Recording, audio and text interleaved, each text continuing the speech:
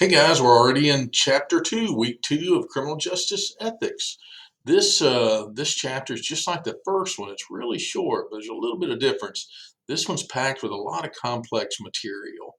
So I want you to understand. You may have to read it a couple of times, and also don't hesitate to reach out to me if you need help, even during a quiz. In recent years, the interest in professional ethics has grown steadily, and criminal justice ethics is complex due to the nature of work.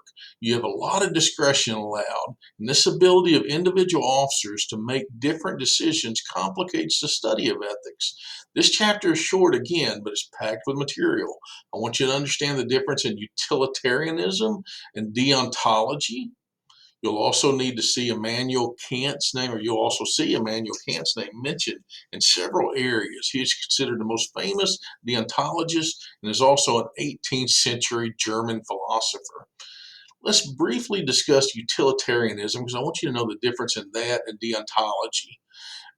Utilitarianism is an action that is morally right and also produces the greatest good for the greatest number of people. So you can look at it as what's morally right, although morally is a little bit ambiguous.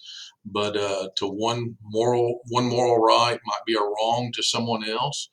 But with utilitarianism, that can produce more of an overall happiness in the world by doing charity work tomorrow than by watching television all day tomorrow.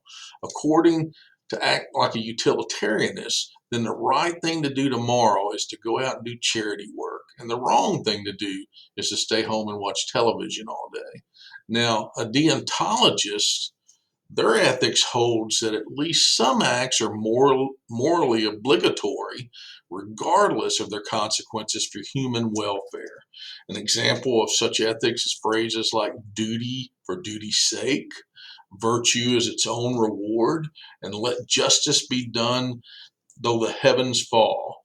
So you'll hear a deontologist say things like that. So there's a difference, and you'll see the difference in those when you read more. Also, can also cause the fundamental principle of morality the categorical imperative. An imperative is a command. It tells you what we ought to do, and usually begins with like if. When describing, for example, if you want a good grade, you ought to study.